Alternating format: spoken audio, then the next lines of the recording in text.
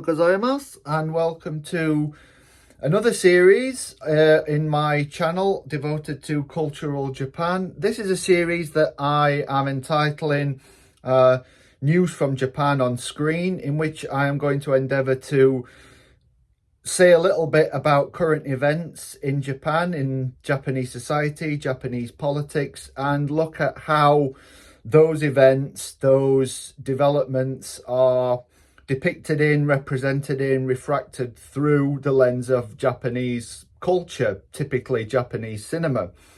A great place to start with this is the current Expo 2025, which just this week, this Sunday, began in Osaka in Japan. It's the third time that the World Expo has been held in Japan, following an earlier Expo in 1970, the first such one to be held in Japan, which was also in Osaka, and in 2005, where the city of Aichi was the home to the Expo, the World Exposition. Now, this has been a feature since 1851, this sense of having a World Expo, a gathering of ideas, designs, what have you, by different nations. And the aim has generally been to help sort of foster national coordination, sort of dialogue between nations, and through that, a more harmonious sense of globalization. Expo 25 in Osaka has been a very controversial exposition. There have been, for at least a year, bad vibes about the Expo, about spiralling costs, poor pre-sales of tickets. It has been beset by setbacks such as a methane explosion, and general questioning both within Japan and in the world at large about the concepts that are going to be presented, about the overall theme, and about its relevance and resonance within our lives, within the world in 2025. The overall theme and the title of Expo 25 in Osaka is Designing Future Society for Our Lives. It's an exposition dedicated to different ideas about future living and how humanity might sort of develop and ways that it may coexist. And some of the sort of presentations, some of the stages, some of the designs present in this year's Expo are rather loosely based around this kind of vision of the future. The whole event is taking place on what is an artificial and man-made island, one known as Umeshima, which translates literally as Dream Island. It's what's interesting about this particular island and this particular development is that it's actually reforming something that was proposed quite a while ago in what was a sort of immediate post-millennial idea for making over Osaka. Osaka is generally thought of as Japan's second city after the capital, Tokyo. But it's a city that has often lacked a sense of a singular identity. It's often been in competition with Tokyo, but it's lacked either the sense of advanced sort of technological metropolitanism and cosmopolitanism of Tokyo, but it's also lacked, or indeed arguably lacks still, the sense of historical tradition and perhaps aesthetic identity that sets apart a city such as Kyoto, the old imperial capital of Japan.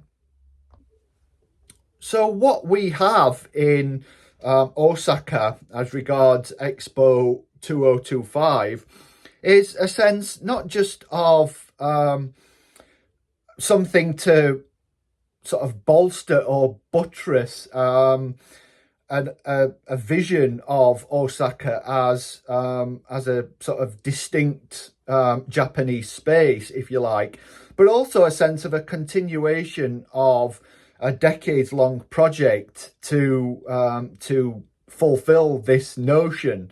So Expo is really being used to foster something, to facilitate the completion of something that was begun, as I said, several decades ago, but faltered for several reasons, largely due to the economic downturn that beset Japan throughout the 1990s, and in various ways has continued to beset Japan and derail Japanese society since then. So with this in mind, what I plan to do here is, as I've said, look at current events through the lens of Japanese cinema. And given that Osaka is, and long has been, a kind of cinematic city, it's been a particularly useful, particularly interesting setting for films for many, many decades, going back even before the so-called golden age of Japanese cinema in the 1950s. What I plan to do here is to take some of these ideas that I've raised and that are being raised through the holding of Expo 25 in Osaka, and look at how the city has been depicted, represented in what I'm going to suggest is a very loose Osaka trilogy. I'm going to look at films from the 1930s, the 1950s, and the late 1990s, touch on one or two others, but try and tease out some connections between these three films, all of which are by distinguished major filmmakers, and in all of which Osaka is very much a character within the narrative. The three films in question are from 1936, Osaka Elegy by Mizoguchi Kenji, one of his first major films, one of the films that evinced the sort of presence of what would go on to be thought of as the Mizoguchi style. An Osaka Story from 1957 by Yoshimura Kozaburo, a slightly less well-known director, but someone whose work was of note in various different ways throughout the golden age and throughout the 1960s.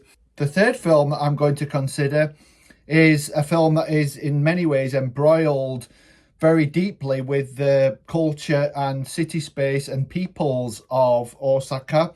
It's a film called Osaka Monogatari, or Osaka Story, directed by Ichikawa Jun, very much a director concerned with what we may term city symphonies. In fact, Osaka Monogatari is the middle film in a very loose trilogy, beginning with Tokyo Lullaby in 1997 and ending with Tokyo Marigold in 2001, both films that are, as Osaka Monogatari is with Osaka, that is, or that are embroiled in the peoples of Tokyo. I'm going to compare and contrast these three films, draw out some connections, look at how they respectively deal with Osaka in various different ways, and relate some of this to Osaka Expo 25 and generally to the culture of the city. So how do the three films that I am going to focus on here depict and represent Osaka? How do they engage with this city? And how does it impact upon the narrative and themes that each of the respective directors pursues? I mentioned in talking about Expo 25 that Osaka often is regarded as falling between two stools, between the overtly traditional imperial capital, the old capital, Kyoto, and the vibrant sort of modern metropolis that is Tokyo. In truth, Osaka has a foot in both camps to a certain extent. It's a little bit of both of these opposing or dichotomous poles, if you like. It is marked by business. It's a strong centre of investment, and it does have a lot of businesses based there. But it also has traditional sites. Osaka Castle is one of Japan's preeminent traditional sites and spaces. And there are various small islands and different enclaves that have very strong sort of regional identities that lean into things like shrines and traditional spaces for things like cherry blossom viewings.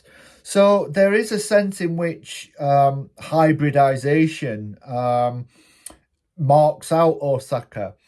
And this is something that I think the first film that I'm reviewing, Osaka Elegy, actually suggests and thematizes throughout. Let me quote to you from Barbara Shares, writing in 1995 for the Criterion Collection.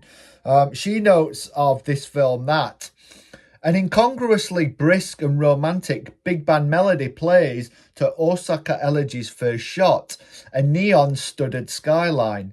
It gives the impression, as Mizoguchi intends, of a thoroughly modern metropolis, the flowering perhaps of a thoroughly modern civilization.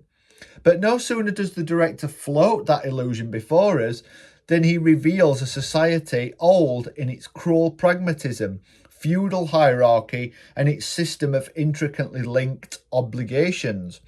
Caught precisely at the juncture of the two worlds, his heroine, Ayako, bright, hopeful, and innocently daring with her lipstick, cigarettes, and jaunty hats, is brought down through faithful adherence to the most ancient of Japanese values, giri, the lifelong obligation one owes parents and family members, the obligation that can never be adequately repaid. Although most of Osaka Elegy takes place in interiors, perhaps bespeaking something of the extent to which the characters internalise aspects of the world around them, the city around them, there are several notable exterior scenes, and movement through space is something that this film is almost at pains to depict. Again, this is quite common of Mizoguchi's mature style, but it suggests something here of the kind of tension between individual agency and autonomy and the sort of gravitational pull, if you like, of the society and its ideology, which is irrevocably patriarchal, that sort of ensnares the two sisters, and particularly Ayako, and forces her to prostitute herself, to compromise herself, and ultimately, as with so many Mizoguchi heroines, to become something of a kind of social pariah. It's very notable that the depiction of Osaka is used to kind of mirror this. So the opening image that I've already talked about, the sort of gaudy neon lights of the very highly chic, highly modern face of Osaka. We see that at the very beginning, and at the end, in the final scene, there is a kind of matching or mirroring shot in which these same lights, this same sort of glitzy facade, is seen reflected in a body of water. So we don't actually see the buildings and the lights themselves. Rather, we see a very shifting, very sort of unstable image of the same lights, the same building. The import of this reflection, this visual instability is to show us the same city that we saw at the very beginning, but in a different way. We're seeing it through a different lens. We're seeing it just as a reflection. And the fact that this shot, this reflection in water, is followed immediately by a shot that shows us the protagonist in a very different way, a close-up, which we have seen very few, if any, of throughout the film, and with the protagonist Ayako seen front on rather than in profile as she walks towards the camera, almost defiantly, walking to both the cinematographic object and to ourselves, by extension the spectators, almost asking or demanding that we view her on her terms or view her differently, or at least take stock of how she's acted, the facts of her prostitution, the facts of her treatment of those around her, and the reasons for this that so few people in the film have taken into account. So there's a dual sense of seeing both the protagonist in a different way and the city in a different way, even though it's the same space, even though it's the same protagonist. And this sense of coming full circle, if you like, with these visual motifs is something that marks out this film. And we are kind of given the trajectory of the protagonist represented through a trajectory of the city. If in Osaka Elegy space, the city space of Osaka is depicted as a kind of exterior manifestation of the different identities of the protagonist, in an Osaka story, I think the city space of Osaka is even more remote. The actual space of the city is even more remote and even more keyed in to ideas that the city represents rather than any physical reality, if you like. It's actually a period film. This is a film about a family who live in dire poverty, and in order to escape creditors who are chasing debts, they leave their home, their very poor home, and flee to Osaka and begin to scrounge a living by collecting the rice that falls to the ground when rice is being transported from one place to another. In doing this, the father of the family, the patriarch, is able to make not only a decent living, but is also able, through being very stingy, very spendthrift, he's also able to acquire a reasonable fortune and to climb up the social ladder and provide his family with comfort and material wealth. This begins to cause a problem when his ideas about who his daughter should marry comes into conflict with who his daughter is actually in love with. And ultimately, the father's insane desire to pinch every penny leads to him literally going mad and locking himself away with his riches because he's frightened of it all being taken away from him.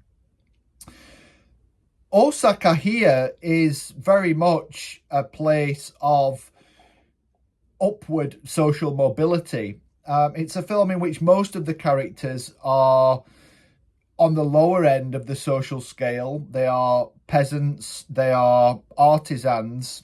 One or two that we see briefly are samurai, but we see very little more than this.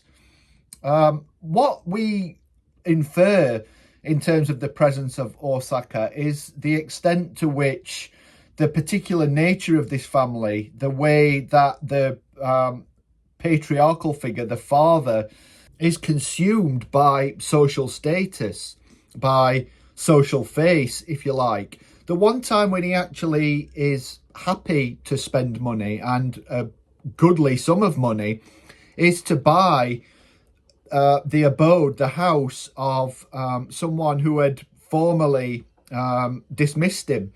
And in this way, he's able to, as he sees it, enact a measure of revenge to take the place of a former perceived social better in society.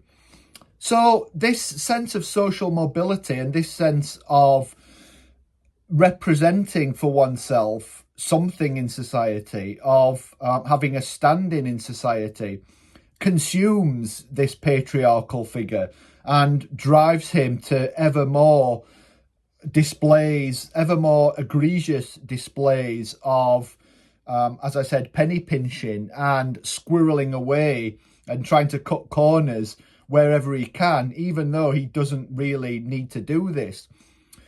As I said, the presence of Osaka is quite remote in this film. Again, it's a very interior film like Mizoguchi's. In fact, the film was actually based on an idea from Mizoguchi and was written by his long-time scriptwriter, Yoshikata Yoda. The style that Yoshimura Kozaburo develops here, including fairly long takes, long shots and deep focus photography, also owes quite a bit to Mizoguchi, and a very similar sense of placing characters within the social environs that they live and work. And this is why an Osaka story, and indeed Osaka Elegy, offer themselves as interesting from the point of view of the current Expo. The sense right now is that Osaka is a growing city, a city where dreams seem to be able to morph into reality, where a lot seems possible. And the sense of restrictions that we've seen in the controversy around Expo 25, certainly prior to its beginning, is something that we can kind of broadly relate to the tensions and conflicts in both of these films. In the third film that I'm considering here, Ichikawa Jun's Osaka Monogatari, Osaka Story, Osaka is much more to the fore as a realistic, or at least naturalistic, physical space. This is very much a film that is set in and around Osaka, and that makes great play of showing us different walks of life, different spaces, different ideas represented by the different sections of society within the city. Once again, we have a family centre stage. So it's the third film that I'm considering that has a family at the very heart of the narrative, and the tensions within the family somehow, again, spill over, if you like, into how Osaka is depicted and what it represents. Particularly here, we have another problematic patriarchal figure. So again, just like Mizoguchi's film, just like Yoshimura Kozaburo's film, a problematic patriarchal family head is the locus of all the tension and of the clashes that animate the film and its narrative. Here, the problematic patriarch is, along with his wife, one half of a stand-up comedy duo, what's known as manzai comedy, the type of stand-up comedy that beat Takeshi Kitano made his name in Japan in the 1970s and 1980s. The act is reasonably successful, although is seen by some as being old-fashioned. But the onstage rapport and reportage of the manzai comedy duo is very much a facade, as the marriage is actually falling apart. The husband and wife have been drifting further apart, much to the sadness of their two children, a young teenage girl who is the in many ways our viewpoint character throughout the film. She addresses the camera at various points and talks about herself and her younger brother. And when the father disappears quite suddenly and with no warning, and no sense of where he's gone after the marriage finally sours, it is his young daughter who goes off in search for him in order to try and find him, and in order to try and get some idea or at least some closure of what's happened in her family, what's gone wrong, and how she can move forward, how she can grow and develop. And her search takes in, as I've already said, a lot of the different environs of the city, a lot of its distinct spaces. So there are marked differences from and similarities to both Osaka Elegy and An Osaka Story. Ichikawa Jun's Osaka Monogatari is similarly marked by movement, but not the kind of movement that marks out Mizoguchi's film, the long, graceful, at times sinuous camera takes. Here, it is editing that conveys a sense of movement that, in effect, transports us round and about the city of Osaka. There are numerous scenes that take place outdoors. The opening scene, in which the young protagonist addresses the camera and talks about her life, is set outdoors and continues as she walks through the landscape of Osaka. Similarly, there are marked scenes that have limited narrative import that take place on, for instance, public transport, and we get reverse shot POV editing to show us the city, the different buildings, as seen from the perspective of the protagonist, this young girl looking out with wonder, this young girl who almost the first thing she tells us in the aforementioned quasi-documentary opening is that she is from Osaka and was born in Osaka. And indeed, her view of the city as she both walks and travels on bus and train through it is marked by a sense of wonder, by a sense of love for the city.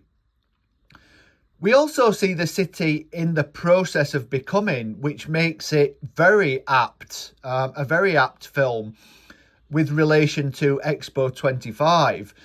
One of the aforementioned scenes that take place on a bus and that feature POV shots as the young girl looks out of the window onto the city shows us very predominantly a construction site and a crane.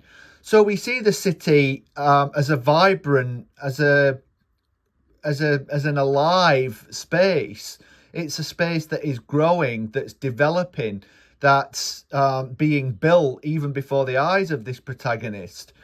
And thus, like in the other films, there is a sense here that the city offers something like an exterior manifestation or a correlative to the growth of this young protagonist as she's trying to find her identity and as she's trying to build her family or rebuild her family. So the city is growing, so the city is morphing, we surmise, from one state to another.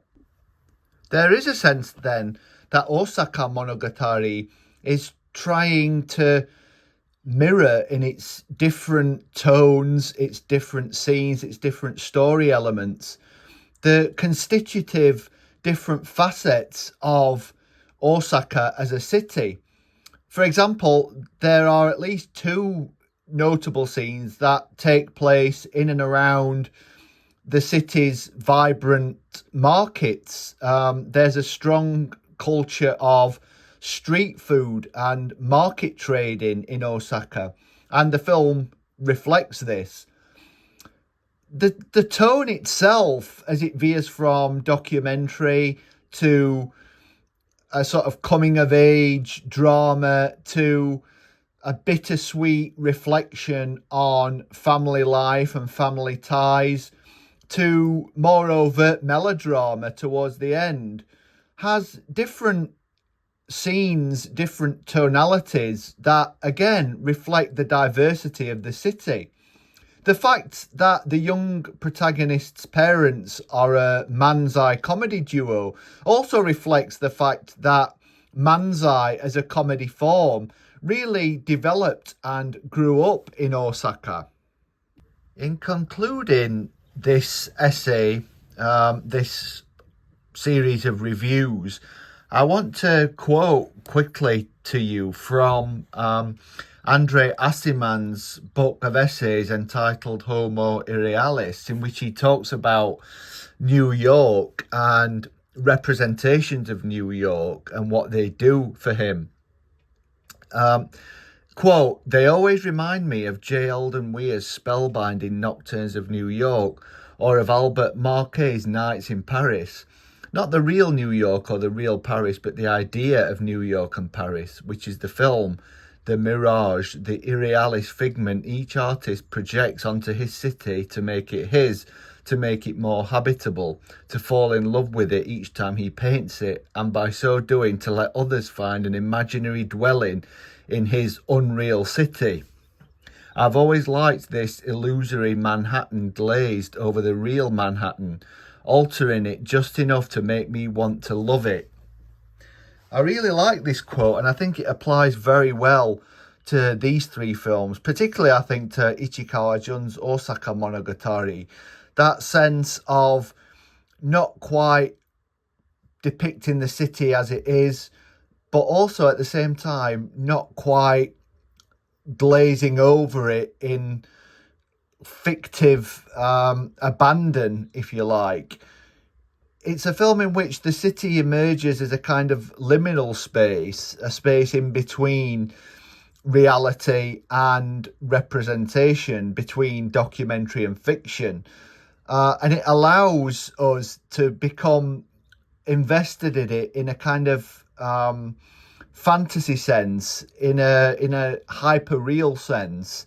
It calls attention to itself as representation, but never lets us forget or negate the referent in reality. And it's the constant sort of interplay, the fluid slippage between these two signs that really marks out this film, and to a certain extent the other films I've looked at here. And I think this is very relevant in thinking about Expo 25. It's very relevant thinking about the dreamscapes of the kind of future societies that Expo 25 is imagining and that are being presented to us. So check out what you can of Expo, and certainly check out these three films, all of which I think are not impossible to find. Drop a comment below. Let me know what you think about what I've said, what your thoughts on these films or on Expo 25 are. Like, comment, subscribe, or don't, and I'll speak to you in the next video.